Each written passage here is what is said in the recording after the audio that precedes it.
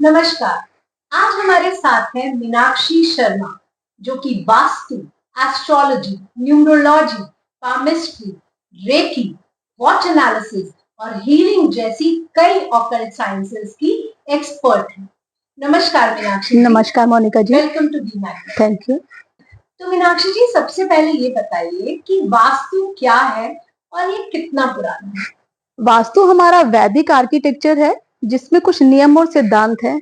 इन नियमों और सिद्धांतों को अप्लाई करके हम अपनी लाइफ को बैलेंस कर सकते हैं। देखिए, वैदिक काल से ही जब हम लोग हवन करते थे या अभी तक जो हम हवन कर रहे हैं उसके अंदर हम वास्तु पुरुष का आह्वान करते हैं। वास्तु पुरुष की पूजा होती है और वास्तु पुरुष की पूजा के साथ साथ वास्तु मंडला, जो कि वास्तु के अंदर 45 एनर्जी फील्ड्स है, उनकी भी पूजा होती है।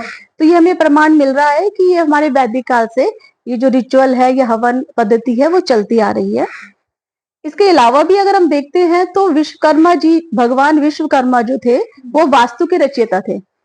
उनको देवताओं का शिल्पी कहा जाता था। 11वीं सदी में राजा भोजराज, जिन्होंने एक ग्रंथ लिखा जिसका नाम था सम्रागण सूत्रधार, इसमें पूरा वास्तु का डिटेल वास्तु जो हमारे को लिखित रूप में मिल रहा है। इसके अलावा जो हमारे पुराण है, जैसे मत्स्य पुराण है, हमारा नारद पुराण है, सकंद पुराण है, उसमें कहीं ना कहीं हमें वास्तु के हिंट्स मिल जाते हैं, जो कि प्रूव करते हैं कि वास्तु कहीं ना कहीं अप्लाई हो रहा था पुराने समय में। जैसे किसी नगर की संरचना हो रही है तो किस ढंग से वो शहर बनेगा, नगर बनेगा, वास्तु के हिसाब से बनता था। नारद पुराण में बताया गया कि पानी की निकासी कैसे होगी, घर में या शहर में कैसे होगी। तो इस टाइप से हमारे को बहुत, जो हमारे पुराने ग्रंथ है वो पूरा का पूरा हमारे को किस ढंग से घर होना चाहिए, शहर होना चाहिए, कैसे व्यवस्था होनी चाहिए, वो सारा का सारा प्रमाण हमें मिल रहा है। पहले के टाइम में जो वास्तु शुरू हुआ वो सूर्य के सिद्धांतों से शुरू हुआ कि सूर्य की किरणें हमारे घर में कहाँ कहाँ पर किस किस टाइम में आ रही हैं, तो वो हमारे जीवन पे क्या प्रभाव डाल रही है, उसके हिसाब से ग्रंथ की रचना हुई। फिर जैसे जैसे समय बदलता गया, वास्तु के नियम सेम रहे, बट कुछ ना कुछ उसके अंदर चेंजेस आते गए। रहन सहन, देश काल परिस्थिति के हिसाब से वो चीजें चेंज होती चली गई। जी। तो मीनाक्षी जी, ये जो आपने जितने भी उदाहरण दिए हैं, ये सब हिंदू धर्म से एसोसिएटेड है। तो क्या वास्तु भी किसी पर्टिकुलर धर्म से जुड़ा हुआ है? देखिए, धर्म क्या है? धर्म is a way of life, एक जीने की कला है। वास्तु भी प्राकृतिक नियमों के अनुसार अपने आप को एक जीने का तरीका है। ठीक है। अगर हम देखते हैं नेचर, अगर हम नेचर को देखते हैं या हम पंच महाभूत को देखते हैं, धरती, आकाश, पानी, अग्नि, वायु, ये सब जो चीजें हैं, तत्व जो हैं, या सूर्य है, सूर्य को अगर हम देखते हैं तो वो कहीं भेदभाव नहीं कर रहा। नेचर किसी के साथ भेदभाव नहीं कर रही, वो अपनी ऊर्जाएं समान रूप से सबको दे रही है। या अगर हम देखते हैं कोई मैग्नेटिक फील्ड है या कोई जियोपैथिक स्ट्रेस आ रहा है, कोई अर्थ की ऊर्जाएं हमारे को डिस्टर्ब कर रही है, तो वो भी कोई धर्म देख के या जाति देख के ऐसा नहीं कर रही हैं। तो वास्तु उन्हीं प्रिंसिपल्स पे है, तो इसका कोई धर्म से लेना देना नहीं है।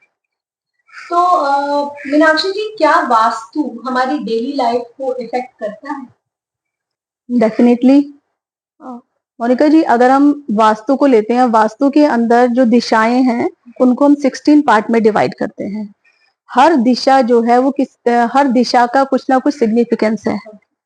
अब जैसे अगर हम बात करते हैं हेल्थ की, हमारी हेल्थ कैसी होनी चाहिए, पीस ऑफ माइंड होना चाहिए, फाइनेंस हमारा कैसा है, बिजनेस कैसा है, गेन्स हो रहे हैं नहीं हो रहे हैं, बच्चे की स्टडी कैसी है, ये सारी की सारी जो भी हमारे जो सिग्निफिकेंस है वो किसी ना किसी डायरेक्शन से रिलेटेड है। और जब किसी डायरेक्शन में इम्बैलेंस आता है तो नेचुरली उसमें कहीं ना कहीं इफेक्ट तो आएगा ही। तो मीनाक्षी जी, पिछले 15 साल से जैसे कि आप वास्तु एक्सपर्ट हैं और लोगों को एडवाइस कर रही हैं वास्तु के अकॉर्डिंग, तो क्या आप हमारे साथ कुछ स्टोरी या एक्सपीरियंसेस शेयर कर सकती हैं जहां पर आपने वास्तु करेक्ट किया हो और उससे उन लोगों के जीवन पे बहुत बड़ा इम्पैक्ट आया हो?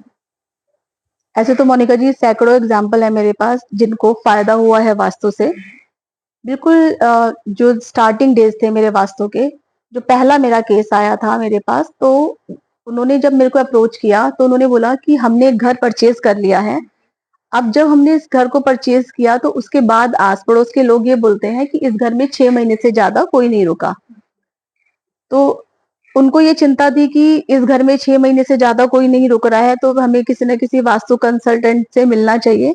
तो जब मैंने वहां पर विजिट किया, तो मैंने देखा एक जो पर्टिकुलर एरिया जो मेरे को चेक करना था, तो मैंने उसको चेक किया, तो मेरे को लगा कि यहाँ पर मेरे को कोई दोष नजर नहीं आ रहा।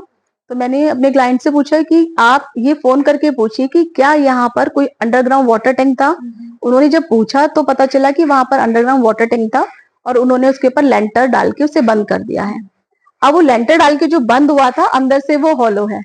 तो मैंने उनको बोला कि आप इसको कंक्रीट से बंद करवा दीजिए और आप इस घर में शिफ्ट हो सकते हैं। उन्होंने इसको कंक्रीट से बंद करवाया और आज 15 साल हो गए हैं, वो उसी घर में है। तो ये एग्जाम्पल है एक।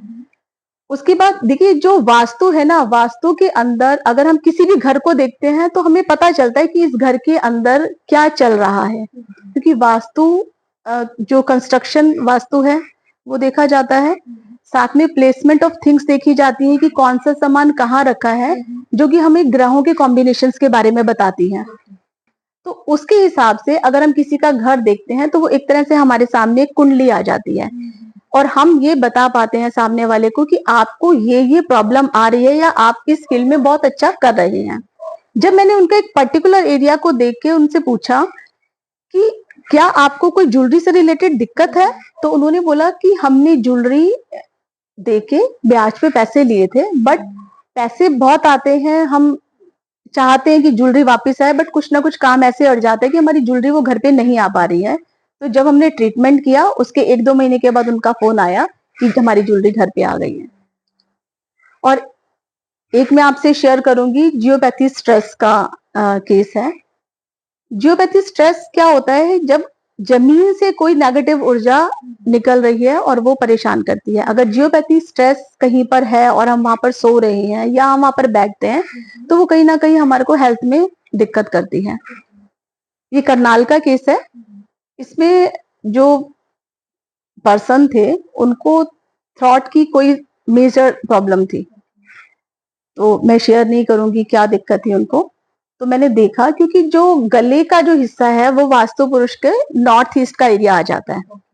तो मैंने चेक किया तो नॉर्थ ईस्ट में कोई दोष नहीं था, वहां पे ना तो वॉशरूम था ना कोई एंटी कलर था, बहुत साफ सुथरा एरिया था। तो जब मैंने वहां पर जियोपैथी स्ट्रेस को चेक किया, क्योंकि मैं रेकी हीलर भी हूँ, हम लोग कॉपर रॉड से एनर्जी को चेक करते हैं, तो जब मैं वो चेक करने लगी तो मेरे हाथ में बहुत ज्यादा पेन होना शुरू और मेरा हाथ मुड़ गया। तो उसके बाद हमें ये समझ आया कि इस जगह पर जियोपैथी स्ट्रेस है, और उसका जब ट्रीटमेंट हुआ तो उनको फर्क लगा। अच्छा जी। ऐसे बहुत सारे केसेस हैं, जैसे रिलेशंस को लेकर लोगों ने बताया कि हाँ, रिलेशन इंप्रूव हुए हैं, स्टडी में फर्क पड़ा है, बिजनेस बढ़ा है। तो ऐसे सैकड़ों स्टोरीज हैं। तो ये बताइए मीनाक्षी जी कि हम कॉमन मिस्टेक्स क्या करते हैं अपने घर में या वर्क प्लेस से, जिससे कि वास्तु दोष उत्पन्न होता है। एक जो बहुत कॉमन मिस्टेक जो मैंने आज तक ज्यादातर घरों में देखी है, कि जब भी गृह प्रवेश होता है उससे पहले जो पंडित जी हैं या घर के लोग अपनी एंट्रेंस में एक चांदी की तार डलवा देते हैं। अब जो चांदी की तार है वो कहीं ना कहीं वाटर एलिमेंट को रिप्रेजेंट कर रही है। अब कोई भी एंट्री में आप वो वाटर एलिमेंट का मेटल तो नहीं डाल सकते ना। अगर फायर की कोई एंट्री है आपकी और आपने वो वायर वहां पर डाल दिया, सिल्वर वायर डाल दिया, तो वो कहीं ना कहीं फायर को एग्जॉस्ट कर देगा। तो ये गलती एक कॉमन गलती है, क्योंकि पंडित जी क्या करते हैं, हर डायरेक्शन के अंदर चांदी की तार डलवा देते हैं। अब वो चीजें हमें देखनी चाहिए। या फिर एक कॉमन मिस्टेक्स ये होती है कि बहुत ब्राइट कलर, ब्राइट कॉम्बिनेशन के अंदर हम कलर करवा देते हैं, जो कि एक आंखों को भी सूदिंग नहीं लगता और वो कहीं ना कहीं नेगेटिविटी क्रिएट कर रहा है।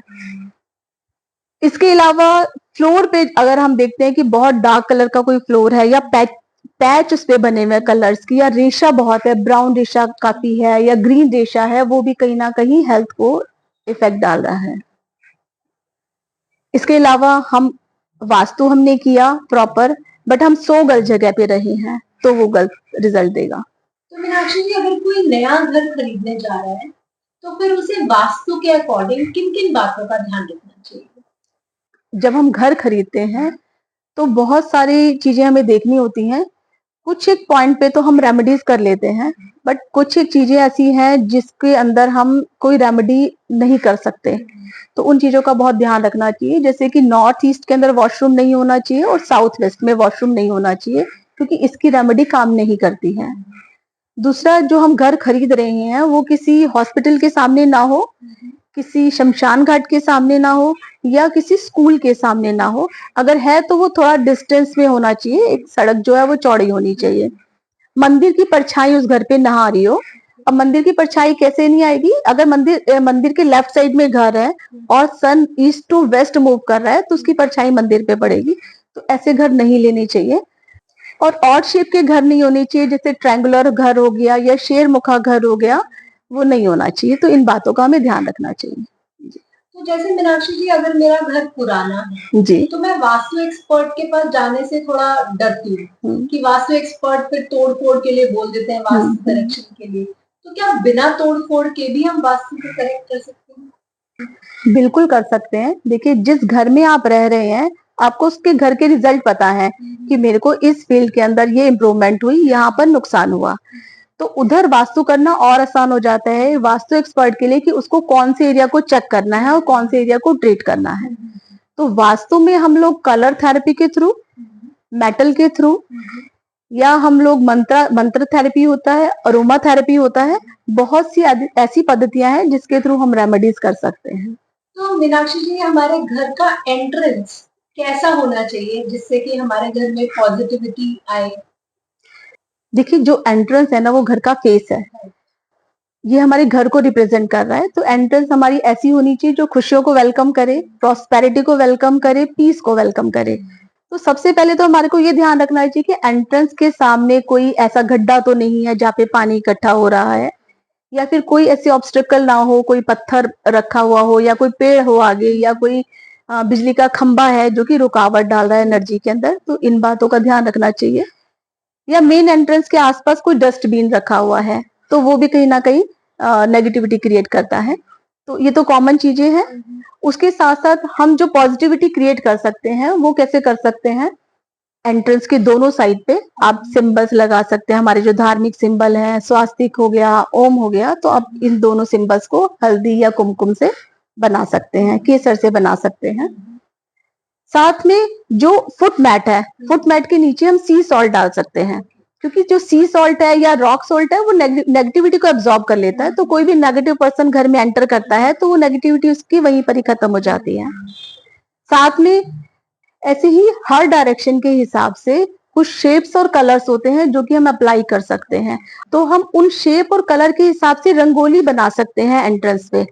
अब सारी डायरेक्शंस के कलर शेप्स तो मैं आपको नहीं बता पाऊंगी यहाँ पर, मगर फिर भी जैसे जो मेन एंट्रेंस है, जैसे ईस्ट एंट्रेंस हो गई, या नॉर्थ हो गया, या साउथ हो गया, इन तीनों डायरेक्शन के अंदर आप आम के पत्तों का बंदरवाल बना के लगा सकते हैं। और वो कैसे बनाना है? जो मोली हम हाथ पे बांधते हैं उस मोली में आम के पत्ते आप बांधे, 7, 11 इस फॉर्म में आप बांध सकते हैं। उसके बाद केसर या हल्दी से आप हर पत्ते के ऊपर स्वास्तिक बनाए और उसको मेन एंट्रेंस पे बांध दे।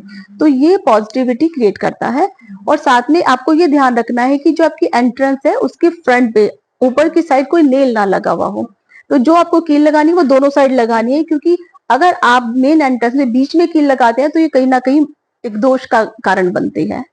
तो आप ये कर सकते हैं। साथ में साउथ वेस्ट और वेस्ट डायरेक्शन है, उसके अंदर आप येलो कलर के फ्लावर या फिर ब्रास की कुछ स्वास्तिक है ओम, वो लगा सकते हैं। तो जब हम घर में आते हैं तो फर्नीचर और इलेक्ट्रॉनिक आइटम्स जब हम प्लेस करते हैं तो क्या उनसे भी वास्तु पे कोई इफेक्ट पड़ता है घर पे? देखिए मोनिका जी, जो हमारे फर्नीचर हैं, फर्नीचर पे हमें सबसे ज्यादा ध्यान ये रखना है कि जो उनकी कॉर्नर्स हैं जो वो बहुत शार्प ना हो। शार्प जो एजेस होंगी वो कहीं ना कहीं नेगेटिविटी क्रिएट करती हैं, तो उनका ध्यान रखना चाहिए। साथ में हर डायरेक्शन के हिसाब से हम कलर को चूज कर सकते हैं या शेप्स को चूज कर सकते हैं फर्नीचर की। और साथ में कौन सी वुड फर्नीचर में यूज हो रही है, जैसे कुछ वुड है लाइक अगर हम पीपल की लेते हैं या बड़ की लेते हैं, ऐसे पौधे इनकी वुड को इस्तेमाल नहीं करना चाहिए। और अच्छी जो वुड है, जैसे कि आपका बबूल हो गया, टीक वुड हो गया, या हम ये बोलेंगे कि शीशम की जो लकड़ी है उसके फर्नीचर आप बना सकते हैं। तो घर में जो हम डेकोरेटिव आइटम्स लगाते हैं, जैसे कई हाँ। बार हम गॉड आइडल्स लगा लेते हैं या पेंटिंग्स लगा लेते हैं, स्टैचूज लगा लेते हैं, तो उनसे भी क्या वास्तु इफेक्ट होता है? बिल्कुल होता है। देखिए, भगवान की जो मूर्तियां हैं वो एक छोटे हम ये बोलते हैं कि 8 उंगल से ज्यादा बड़ी नहीं होनी चाहिए। ज्यादा बड़ी मूर्तियां अगर हम रखते हैं तो हम उसको प्राण प्रतिष्ठित करवा के रखते हैं। प्राण प्रतिष्ठा होनी चाहिए तभी हम वो बड़ी मूर्तियां रख सकते हैं। और कोशिश करनी चाहिए ब्रास जो आइडल हैं गॉड के वो रखने चाहिए। इसके अलावा अगर हम एनिमल्स की लेते हैं तो वाइल्ड एनिमल वो नहीं लगाना चाहिए। और साथ में आपको ये देखना चाहिए जो सीनरीज हम घर में लगा रहे हैं वो क्या हमारे को क्या मैसेज कन्वे कर रही है। क्या कहीं ऐसी सीनरी तो नहीं है जो डूबता हुआ जहाज है ना, तो वो नेगेटिव मैसेज हमारे को दे रही है। तो सनराइज की कोई सीनरी आप ऐसे लगा सकते हैं। कोई लड़ाई झगड़े की सीनरी है या कुछ ऐसा आपको लग रहा है कि वो कंफ्यूजन क्रिएट कर रही है तो ऐसी सीनरीज को अवॉइड करना चाहिए। अब जो डेकोरेटिव आइटम्स होते हैं वो हम एस्ट्रोलॉजिकल पॉइंट ऑफ व्यू से ये देखते हैं कि ये कौन से ग्रह कॉम्बिनेशन से बना है। जैसे एक एग्जांपल मैं आपको देना चाहूंगी। मैं किसी के घर गई और उन्होंने अपने ड्राइंग रूम के अंदर एक ब्लैक हॉर्स का स्टेचू लगाया हुआ था। तो मैंने उनसे पूछा कि क्या आपकी कुंडली में मून सैटर्न कॉम्बिनेशन है। तो उन्हें अपनी कुंडली के बारे में पता था। उन्होंने बोला हाँ जी मून सैटर्न कॉम्बिनेशन है। मून सैटर्न कॉम्बिनेशन क्या होता है कि एक डिप्रेसिव योग बनाता है। अगर वो उस टाइप का कॉम्बिनेशन का अगर सामान हम घर में रख रहे हैं तो नेचुरली वो हमारे को कहीं ना कहीं इफेक्ट करेगा। ऐसी एग्जाम्पल के तौर पे मैं आपको एक बात बताती हूँ। अभी मैं नोएडा में एक विजिट थी, वहां गई तो उन्होंने एक सीनरी लगाई थी 7 हॉर्सेस की। और जो कलर कॉम्बिनेशन था उसको देख के मैंने उनसे पूछा कि क्या आपको बीपी का इशू है। तो उन्होंने यस किया। तो जो सामान हम घर में रख रहे हैं वो कहीं ना कोई ग्रह कॉम्बिनेशन को हमारे को दिखा रहा है। अगर वो हमारे लिए नेगेटिव है तो हम उसको वहां से हटा देते हैं। तो घर में रखे हुए हर सामान का हमारे सब कॉन्शियस माइंड पे कुछ ना कुछ इफेक्ट होता है जिससे कि हम प्रोग्राम होते हैं। तो क्या कोई वास्तु फ्रेंडली प्लांट्स भी होते हैं जो हम घर के बाहर या घर के अंदर लगा सकते हैं? बिल्कुल, घर के अंदर तो देखिए वही हम प्लांट्स लगाते हैं जो ऑक्सीजन हमें दे रहे हैं। इंडोर प्लांट्स जो होते हैं। साथ में ऐसे प्लांट्स जो कांटे वाले पौधे हैं या फिर जिसमें से दूध निकलता है ऐसे प्लांट्स नहीं लगाने चाहिए। बड़े प्लांट जिनकी पूजा होती है लाइक आपका पीपल, बड़, ऐसे पौधे नहीं लगाने चाहिए। वैसे भी देखिए अगर हम देखते हैं कि इतने बड़े पेड़ हो जाते हैं इनकी जड़ें फिर घर में ही कंस्ट्रक्शन को नुकसान करना शुरू कर देती हैं। तो इनको अवॉइड करना चाहिए। हम बेल लगा सकते हैं, मनी प्लांट है जैसे ऐसे पौधे लगा सकते हैं। फ्लावर्स के पौधे लगा सकते हैं। इसमें चंपा, चमेली, मोतिया ये सब अच्छे हैं। और सबसे अच्छा तुलसी प्लांट है क्योंकि इसके अंदर जो मरकरी है वो प्योरेस्ट फॉर्म है। तो जहां पर हम तुलसी रखते हैं वहां पर जियोपैथी स्ट्रेस को भी हम कम कर रहे हैं, नेगेटिविटी को भी कम कर रहे हैं और वैसे मेडिसिनल प्लांट तो है ही है। तो मीनाक्षी जी जो हमारे घर का पूजा स्थान है जी वो कैसा होना चाहिए? बहुत अच्छा क्वेश्चन आपने किया। पूजा देखिए पूजा की डायरेक्शन बोला जाता है नॉर्थ ईस्ट कि नॉर्थ ईस्ट में पूजा रूम होना चाहिए। पूजा के लिए जो हम मानते हैं देवता जो स्थान मानते हैं वो नॉर्थ ईस्ट माना जाता है। बट मेरे हिसाब से अगर आप मेरे से पूछेंगे तो बेस्ट प्लेस है वेस्ट। नॉर्थ ईस्ट में भी पूजा कर सकते हैं आप, वेस्ट में भी कर सकते हैं। आपका फेस नॉर्थ में या ईस्ट में होना चाहिए पूजा करते टाइम। एक तो ये ध्यान रखना है। देखिए सफाई है या अरोमा है ये तो सब हम लोग करते ही हैं। साथ में मैंने जैसे एक्सपीरियंस किया, मैं अभी थोड़े दिन पहले साउथ में गई थी तो मैं वहां पे बहुत सारे मंदिर मैंने विजिट किए। तो मेरे पास कंपास था, मैंने हर मंदिर में जाके डायरेक्शन को चेक किया। तो मैंने ये देखा कि जो कंस्ट्रक्टेड एरिया है वो वेस्ट में है मंदिर का और जो भगवान प्लेस है वो भी वेस्ट में प्लेस है। तो आप ये देखिए कि साउथ के जो मंदिर है वो कितने प्रॉस्परस है। और आप वैसे भी गुरुद्वारा में भी देखेंगे ना गुरु ग्रंथ साहब जो है वेस्ट में प्लेस है। तो वेस्ट का जो मंदिर है वो हमारे को बहुत अच्छे रिजल्ट देता है जी। साथ में एक चीज और सॉरी मैं मंदिर के साथ साथ एक आपको चीज बहुत मतलब एक पॉइंट है जो मैं यहाँ पे डिस्कस करना चाहूंगी। देखिए पूजा के अंदर हम कई बार क्या करते हैं नारियल रख लेते हैं लाल कपड़े के अंदर। तो उसके अंदर हमारे को ये ध्यान रखना चाहिए कि वो नारियल थोड़े दिन के बाद, जैसे अगर हमने नवरात्रि की पूजा की है तो 9 दिन के बाद या फिर जब तक पूजा चलिए, उसके बाद उस नारियल का या तो प्रसाद के रूप में आप उसको ले सकते हैं, या फिर आप उसको पानी में विसर्जित कर सकते हैं। क्योंकि जो नारियल है वो जितने दिन रखा रहेगा वो नेगेटिविटी को अब्सॉर्ब करता जाएगा, उस एरिया की नेगेटिविटी को अब्सॉर्ब करेगा, और अब्सॉर्ब करते करते वो फिर स्प्रेड करना शुरू कर देगा जब फुल हो जाएगा। तो कुछ केसेस में हमने ये पाया है कि जहां पर वो नारियल काफी टाइम तक रखा गया, या तो उसने बहुत मेजर हेल्थ इश्यूज क्रिएट कर दिए, या फिर उस एरिया से रिलेटेड, उस जोन से रिलेटेड प्रॉब्लम क्रिएट कर दिया। यहाँ पे भी मैं आपसे एक एक्सपीरियंस शेयर करना चाहूंगी। मैं किसी के घर गई विजिट पे, तो जब हमारी आपस में कन्वर्सेशन हो रही थी, जो उन्होंने मेरे को प्रॉब्लम बताई, तो उस बेस पे मैंने उनसे पूछा कि क्या आपने नॉर्थ ईस्ट के अंदर कोई लाल कपड़े में नारियल को बांध के रखा हुआ है? तो उन्होंने बोला हाँ जी, हमारे गुरु ने दिया था और हमने यहाँ पे रखा हुआ है। तो मैंने उनको बोला आप इस नारियल को विसर्जित कर दीजिए, क्योंकि ये नेगेटिविटी क्रिएट कर रहा है।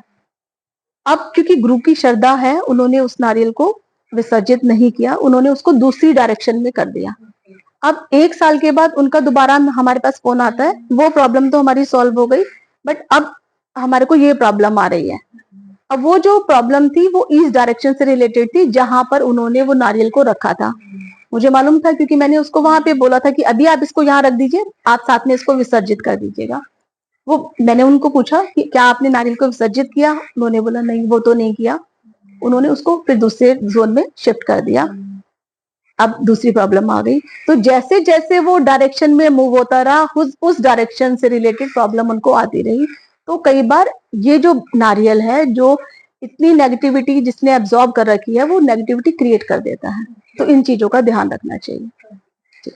तो मीनाक्षी जी, अब घर की जो फीमेल्स होती हैं उनका बहुत सारा टाइम किचन में निकलता है जी, तो किचन की एनर्जी को हम कैसे पॉजिटिव कर सकते हैं? देखिए, किचन जो वास्तु प्रिंसिपल है उसके हिसाब से वो साउथ ईस्ट में होना चाहिए, क्योंकि आग्नेय कोण है। अग्नि की जगह में जब अग्नि प्लेस होगी तो वो हमारे को अच्छे रिजल्ट देती है। अब अग्नि क्या है, पहले तो हम अग्नि को समझेंगे। अग्नि क्या है? अग्नि, अगर अग्नि अच्छी है तो बॉडी के अंदर, अगर फायर अच्छी है तो डाइजेशन हमारा इंप्रूव रहेगा, तो खाना जल्दी पच जाएगा। अगर बॉडी के अंदर फायर है, हमारे अंदर वो जोश है, उत्साह है, तो हम किसी भी काम को करने में बहुत उत्साहित रहेंगे। हम एक जोश में रहेंगे, हमारे फेस पे वो तेज नजर आएगा। अग्नि क्या है? तेज है। अग्नि शुभ कार्य है। हम हवन में अग्नि प्रज्वलित करते हैं, अग्नि की जगह पे आती है तो आप इन सारी चीजों को बैलेंस करते हैं। अग्नि कैश लिक्विडिटी भी है, कैश फ्लो देती है अग्नि। तो ये तो है हमारे वास्तु के हिसाब से। हम किचन के अंदर फायर को अगर लेके आ रहे हैं साउथ ईस्ट में, तो वो हमारे को अच्छे रिजल्ट दे रही है। बट कुछ एक चीजें हैं जो मैं आपके माध्यम से लेडीज को बताना चाहूंगी कि वो किचन में और क्या कर सकती हैं किचन के वास्तु को अच्छा करने के लिए। जैसे कुछ एक रिचुअल है, अगर हम बोलते हैं कुआं पूजन है, या फिर गृह प्रवेश है, बच्चा पैदा हुआ, उस टाइम में हम क्या करते हैं? पानी की पूजा करते हैं। मटके के आगे हम दिया लगाते हैं, उसका स्वास्तिक बनाते हैं। ये रिचुअल हम डेली कर सकते हैं अपनी किचन में। जो पानी का बर्तन है उसके ऊपर एक स्वास्तिक बनाएं और दिया जलाएं। अब ये हमें रिचुअल करने से क्या फायदा होगा? जो पानी है, पानी के अंदर मेमोरीज है। जो मेमोरी हम पानी को देंगे, वाटर को देंगे, वो मेमोरी हमारे ऊपर काम करेगी, क्योंकि हमारी बॉडी में 72% वाटर है। जो भी मंत्र हम उस पानी के पास चलाएंगे, वो जो पानी है वो उससे अभिमंत्रित हो जाएगा और वो घर के लोगों के ऊपर इफेक्ट करेगा। एक तो ये हो गया। साथ में जैसे ये साइंटिफिक भी है, ये एस्ट्रोलॉजिकल पॉइंट ऑफ व्यू से भी मैं आपको बताना चाहूंगी कि जो हमारे बर्तन है, बर्तन जैसे पहले यूज होता था ब्रास, कॉपर, ब्रॉन्ज, आयरन, ये हम खाने में यूज करते थे। ये साइंटिफिकली भी अच्छे हैं। और अब हम जैसे प्लास्टिक के बर्तन भी आ गए, एल्यूमिनियम के बर्तन भी आ गए, जो साइंटिफिक भी हमारे को, साइंटिफिकली भी कहीं ना कहीं हमारी हेल्थ को कहीं ना कहीं नुकसान कर रहे हैं। और एस्ट्रोलॉजिकल पॉइंट ऑफ व्यू से भी वो कहीं ना कहीं शनि राहु केतु की एनर्जी हमारे खाने में लेकर आ रहे हैं।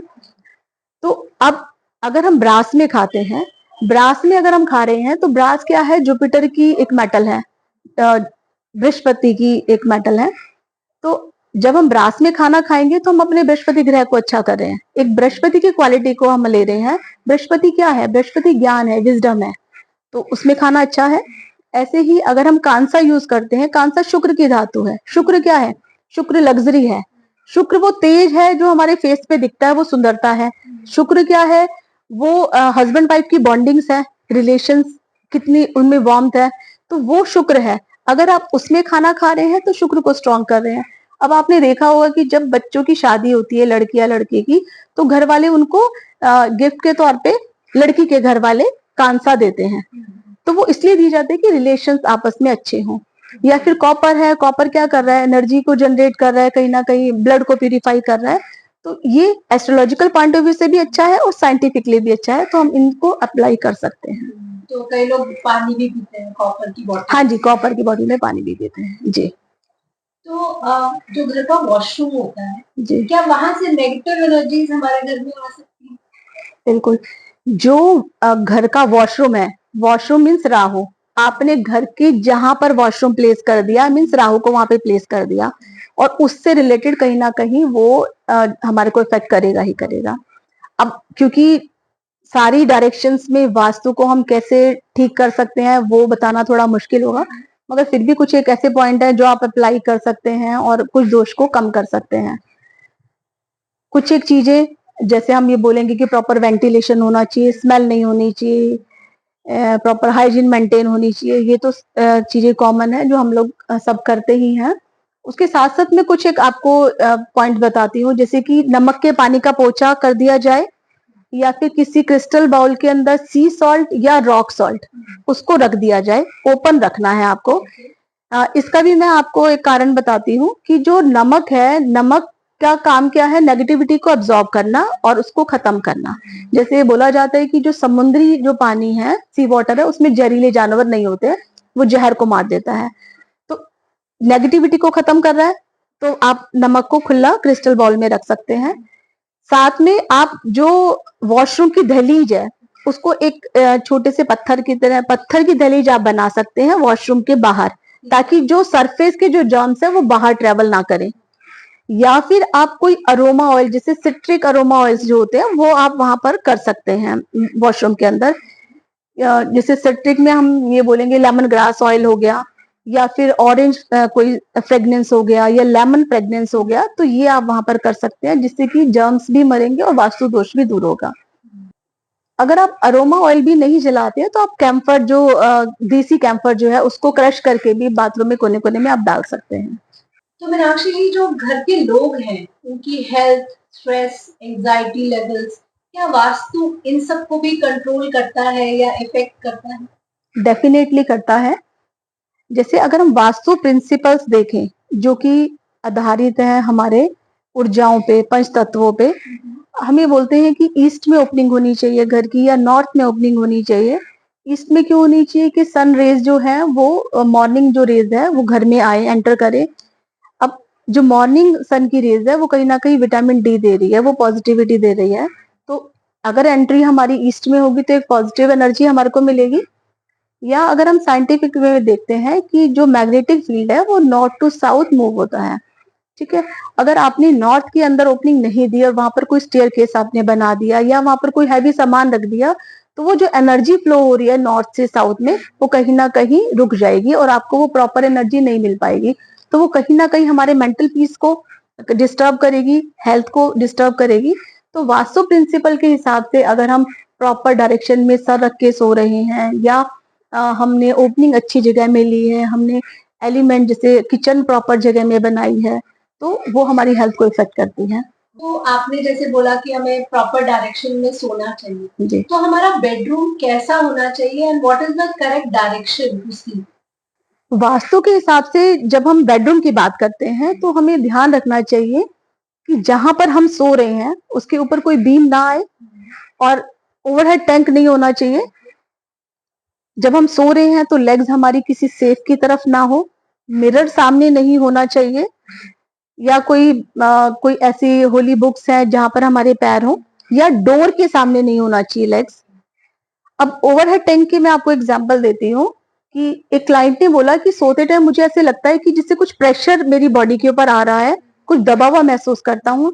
तो जब हमने ओवर टैंक को रिप्लेस किया, उसको शिफ्ट किया, तो उसके बाद उनको रिजल्ट मिले हैं। तो और छोटी छोटी चीजें हैं, जैसे बेड के नीचे आपके चप्पल नहीं होनी चाहिए, कोई इलेक्ट्रॉनिक कोई सामान नहीं होना चाहिए, तो इन चीजों का ध्यान रखना चाहिए। तो कुछ लोग कहते हैं कि जब वो सोते हैं तो कुछ एंग्जाइटी सी या घबराहट सी फील होती है, या फिर उनको नींद प्रॉपर आती नहीं है, खुलती रहती है उनकी नींद। तो जी। इसका भी कोई वास्तु के हिसाब से कुछ है? हाँ जी, देखिए अगर आप सर नॉर्थ में करके सो रहे हैं, तो वो कहीं न कहीं आपकी एनर्जी फ्लो में दिक्कत करेगा। आपको सर भारी लगेगा या कुछ ना कुछ आपको ऐसे लगेगा जैसे डिप्रेसिव। तो उसके लिए क्या है कि आपका सर जो है वो साउथ डायरेक्शन में होना चाहिए। आपको ये ध्यान रखना चाहिए कि बेडरूम के नॉर्थ ईस्ट में कोई हैवी सामान ना हो। अगर नॉर्थ ईस्ट में हैवी सामान होगा तो आप एक प्रेशर में रहेंगे, आपको लगेगा कि सर भारी हो रहा है। तो मीनाक्षी जी, फाइनेंशियल स्टेबिलिटी एक ऐसी चीज है जो हर कोई चाहता है अपनी लाइफ में। तो वास्तु के अकॉर्डिंग हम अपने घर में या वर्क प्लेस पे ऐसे क्या चेंजेस कर सकते हैं जिससे हमें वेल्थ मिले, फाइनेंशियल स्टेबिलिटी मिले? जितनी भी स्टेबिलिटी है, ओवरऑल स्टेबिलिटी हम देखते हैं साउथ वेस्ट डायरेक्शन से। चाहे वो आपकी करियर की स्टेबिलिटी है, चाहे वो थॉट्स की स्टेबिलिटी है, चाहे वो रिलेशन की स्टेबिलिटी है, चाहे वो मनी की स्टेबिलिटी है। तो जो साउथ वेस्ट डायरेक्शन है वो हमारी वास्तु के हिसाब से बिल्कुल ठीक ठाक होनी चाहिए। उसके अंदर कोई वॉशरूम नहीं होना चाहिए वहां पर, क्योंकि वो दोष ऐसा है जो ट्रीट नहीं होगा। उसके बाद हम लेते हैं जो मनी की डायरेक्शन है, south east. South east direction के अंदर वॉशरूम नहीं होना चाहिए। अगर वहां पर वॉशरूम आएगा तो कैश क्रंच आपको तंग करेगा। जैसे अगर हम साउथ ईस्ट में वॉशरूम ले आते हैं तो कहीं ना कहीं वो अग्नि डिस्टर्ब हो रही है, और अग्नि डिस्टर्ब जब होगी तो फाइनेंस आपका कहीं ना कहीं डिस्टर्ब हो जाएगा, मनी की प्रॉब्लम आनी शुरू हो जाएगी। उसके बाद देखिए, हम अपनी क्लॉक कहाँ लगा रहे हैं। घर में हमने क्लॉक को कहाँ लगाया और वर्क प्लेस पे हम क्लॉक को कहाँ लगा रहे हैं। क्योंकि हम बात जब करते हैं समय की कि समय अच्छा है या खराब है, तो जो समय हमारे को जो क्लॉक दिखा रही है तो उसको हम एक अच्छी डायरेक्शन में अगर लगाएंगे तो हमें अच्छे रिजल्ट मिलेंगे। साथ में जो हमने अपने डॉक्यूमेंट्स रखे हुए हैं वो हमें एक अच्छे जोन में रखने चाहिए। देखिए वो निकालना एक वास्तु एक्सपर्ट का काम है कि वो कहाँ पर रखे होने चाहिए। फिर भी एक, अगर हम इजी वे देखते हैं तो मेन डायरेक्शन जैसे हो गई ईस्ट वेस्ट नॉर्थ साउथ जो डायरेक्शन है, उस डायरेक्शन में आप रख सकते हैं, या फिर उससे थोड़ा सा लेफ्ट साइड में आप इन सामान को रख सकते हैं। आप सिटिंग प्लान भी उसी हिसाब से रख सकते हैं अपना। Main direction east west north south, या फिर उससे थोड़ा सा पहले लेफ्ट साइड में अगर आप बैठते हैं तो आपको अच्छे रिजल्ट मिलेंगे। और साथ में हमारे को ये भी देखना चाहिए कि जो हमने अपने जो लोगो है या अपना जो नाम है वो एक अच्छी डायरेक्शन में लगाया है नहीं लगाया। क्योंकि जो नाम है, नाम अगर आप अच्छी डायरेक्शन में लगाते हैं तो वो आप नाम से रिजल्ट ले सकते हैं। अगर आपने नाम कहीं डिस्पोजल या एक नेगेटिव जगह में लगा दिया तो नाम खराब होने का डर रहेगा। तो क्या बेस्ट डायरेक्शन है अपना नाम या लोगो लगाने की? देखिए जैसे मैंने अभी आपको बताया कि जो मेन डायरेक्शन हो गई हमारी ईस्ट वेस्ट नॉर्थ साउथ, साथ में उससे थोड़ा सा पहले लेफ्ट हैंड साइड पे अगर हमें प्रॉपर डायरेक्शंस का नहीं पता तो हम एक प्रिकॉशनरी उस जगह में बैठ सकते हैं तो अच्छे रिजल्ट मिलेंगे। तो कई बार क्या होता है कि वर्क प्लेस पे मेरा कोई कंट्रोल नहीं होता कि मैं कहाँ पे क्या चीज रख पाऊँ वहाँ पे। तो उस केस में मैं अपनी जगह को कैसे वास्तु के अकॉर्डिंग करेक्ट कर सकती हूँ? देखिए जो आपका वर्क प्लेस है, जो आपका ऑफिस है, आप सिर्फ उस ऑफिस में कुछ चेंजेस ला सकते हैं। जैसे कि नॉर्थ ईस्ट डायरेक्शन उसमें बिल्कुल खाली आप रखिएगा, क्योंकि जो नॉर्थ ईस्ट डायरेक्शन है वास्तु पुरुष का सर है। आप वहां पर कुछ भी वेट रखते हैं, कुछ भी सामान रखते हैं तो आप भी प्रेशर में रहेंगे, क्योंकि आपने वास्तु पुरुष के सर के ऊपर कोई सामान रख दिया। अगर आप वेट रख रहे हैं तो आप स्ट्रेस में रहेंगे। आपने वहां पर कोई वॉशरूम बना दिया या आपने वहां पर कोई डस्टबिन रख दिया, तो आप ये देखिए कि वास्तु पुरुष का सर है, उस बिल्डिंग का सर है या उस ऑफिस का सर है, तो आप इनहेल गंदा कर रहे हैं ना, वो सारा का सारी बॉडी को या उस स्पेस को डिस्टर्ब कर देगा। तो सबसे पहले तो आपको ये ध्यान रखना है कि नॉर्थ ईस्ट आपका बिल्कुल क्लियर होना चाहिए, साफ सुथरा होना चाहिए। तो मीनाक्षी जी, अगर मैं वास्तु के अकॉर्डिंग बहुत ज्यादा चेंजेस नहीं कर पा रही हूँ अपने घर में और मुझे हेल्थ इश्यूज आ रही हैं, तो मैं उनको सॉल्व करने के लिए क्या कर सकती हूँ? देखिए हम घर में चेंजेस के अलावा हम कुछ थेरेपीज है, जैसे अरोमा थेरेपी है, अरोमा थेरेपी घर में अप्लाई कर सकते हैं, या फिर हम मंत्र थेरेपी कर सकते हैं। अरोमा थेरेपी का मैं आपको एग्जांपल दूंगी। जैसे किसी को कोल्ड कफ है तो हम ये बोलते हैं कि यूकलिप्टस ऑयल आप अगर इनहेल करेंगे तो आपका कोल्ड कफ दूर होगा। तो जब वो कफ की प्रॉब्लम दूर कर रहा है तो कफ से रिलेटेड जो डायरेक्शंस होगी उसमें भी कहीं ना कहीं दोष को वो दूर करेगा। तो कुछ ऐसे अरोमा ऑयल्स हैं जो कि अलग अलग डायरेक्शंस के लिए हम यूज करते हैं। तो अरोमा थेरेपी आप कर सकते हैं। मंत्रा थेरेपी बहुत अच्छा काम करती है। मंत्र, आप गायत्री मंत्र लगा लीजिए तो वो उस स्पेस के अंदर पॉजिटिविटी क्रिएट करेगा। साथ में मैं क्योंकि हीलिंग लाइन से हूं तो मैं आपको एक बहुत अच्छी चीज बताऊंगी जिससे कि आप हेल्थ में इंप्रूवमेंट कर सकते हैं। सपोज हमारे गले में अगर दर्द है, अब गले में दर्द है तो हम उसको कैसे, वहां की जो सेल है उसको कैसे एक्टिव कर सकते हैं, तो उसको हम ब्रीदिंग के थ्रू एक्टिव कर सकते हैं। जैसे अगर सपोज हम ब्रीथ करते हैं, इनहेल करते हैं ब्रीथ को, और आप अपना फोकस उस एरिया पे रखें जहां पर आपको प्रॉब्लम आ रही है। जैसे अगर गले में दर्द है तो आपने सांस लिया और आपने उसको अपने गले पे रोक लिया। आप इसको प्रैक्टिस कर सकते हैं आईज क्लोज करके, इनहेल करके अपनी कॉन्शियस को आप नेक पे लेके जाएं, वहां पर रोके, होल्ड करें।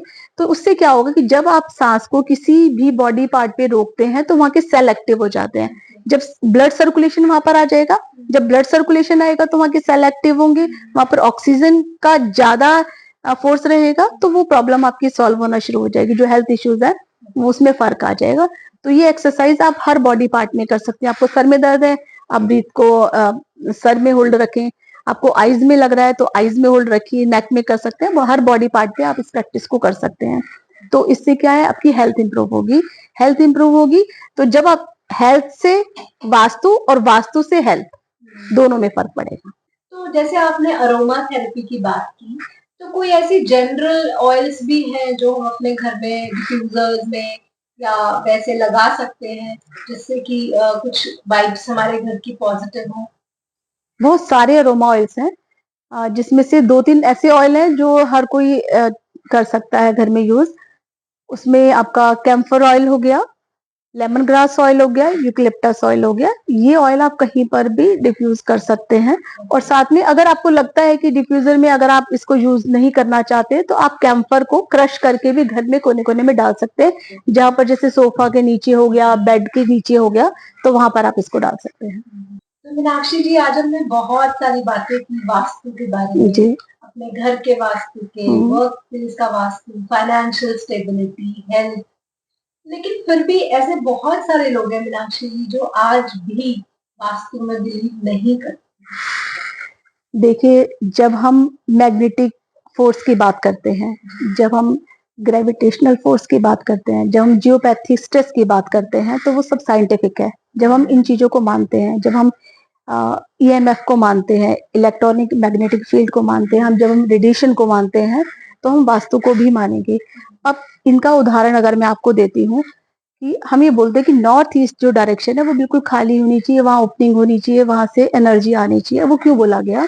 वो इसलिए बोला गया कि जो, अगर हम देखें अर्थ क्या है, अर्थ एक मैग्नेट है, और जो हम अपना घर बना रहे हैं वो छोटी अर्थ हो गई, यानी कि एक छोटा मैग्नेट हो गया। उसकी 2 साइड होगी, नॉर्थ साउथ। ठीक है, नॉर्थ से साउथ एनर्जी फ्लो कर रही है। अगर हम नॉर्थ ईस्ट के अंदर अगर हम कोई वहां पर स्टेयर्स बना देते हैं या उस एंट्री को बंद कर देते हैं तो हम उस एनर्जी को रोक रहे हैं। तो ये साइंटिफिक है। या हम वहां पर सर करके सो रहे हैं, जो सर है हमारा वो नॉर्थ पोल है। जब हम सर नॉर्थ में करके सोएंगे तो नेचुरली जो नॉर्थ से एनर्जी आ रही है वो रिपेल हो जाएगी, नॉर्थ से नॉर्थ रिपेल हो जाएगा, वो एनर्जी हमारे को नहीं मिल पाएगी और कहीं ना कहीं हेल्थ इश्यूज आएंगे। तो ये तो हो गया मैग्नेटिक फोर्स की बात। ऐसे ही जो, अगर हम जियोपैथिक स्ट्रेस की बात करते हैं तो जियोपैथिक स्ट्रेस जो है वो कहीं ना कहीं आप उसको चेक कर सकते हैं।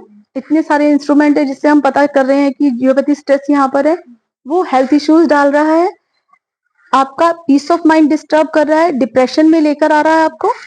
साथ में अगर हम ईएमएफ की बात करते हैं तो पॉल्यूशन क्रिएट कर रहा है कहीं ना कहीं इलेक्ट्रॉनिक। कुछ एक ऐसे उदाहरण है जिसके थ्रू हम ये प्रूव कर सकते हैं कि वास्तु में ये सारी चीजें होती हैं। जैसे कि हम साउंड वेव्स की बात करते हैं, मंत्रा थेरेपी की बात करते हैं, तो अगर हम एक बॉल के अंदर या किसी मेटल प्लेट के अंदर वाटर को डाल के और वहाँ पर हम कोई रिकॉर्डेड मंत्रा लगा देते हैं या मंत्र चैंट करते हैं, तो उसके अंदर जो पानी के अंदर साउंड वेव्स जो आती हैं वो साइमेटिक कैमरा के द्वारा आप कैप्चर कर सकते हैं। और आपको ये हैरानी होगी कि जो उसके अंदर इमेज आ रही है, एक पर्टिकुलर मंत्र एक पर्टिकुलर इमेज को जनरेट कर रहा है वहाँ पर। इसके साथ साथ जो हमने घर में सामान रखा हुआ है, उस सामान, हर सामान की ऑरा होती है और उसके लिए भी ऐसे कैमराज आ गए हैं जो कि उस ऑरा को कैप्चर कर रहे हैं। किलियन कैमराज हैं जो कि किसी भी सामान के चारों तरफ जो एनर्जी फील्ड बन रहा है उसको कैच कर रहे हैं और हमारे को ये पता चलता है उसको देख के कि ये जो सामान है ये एनर्जी को खराब कर रहा है या अच्छी नेगेटिव एनर्जी कर रहा है या पॉजिटिव एनर्जी कर रहा है। तो ये तो प्रूफ है, साइंटिफिक प्रूफ है, कैमराज के थ्रू प्रूफ है और कुछ जो इंस्ट्रूमेंट है उनके थ्रू हम उसको कैच कर सकते हैं। तो मीनाक्षी जी, आपने आज बहुत ही यूजफुल टिप्स हमारे व्यूअर्स को दी हैं, जिससे आई एम श्योर कि वो वास्तु में चेंजेस करके अपनी लाइफ में चेंजेस को एक्सपीरियंस ज़रूर कर पाएंगे। Thank you very much for being with us on B vibe. Thank you. Thank you.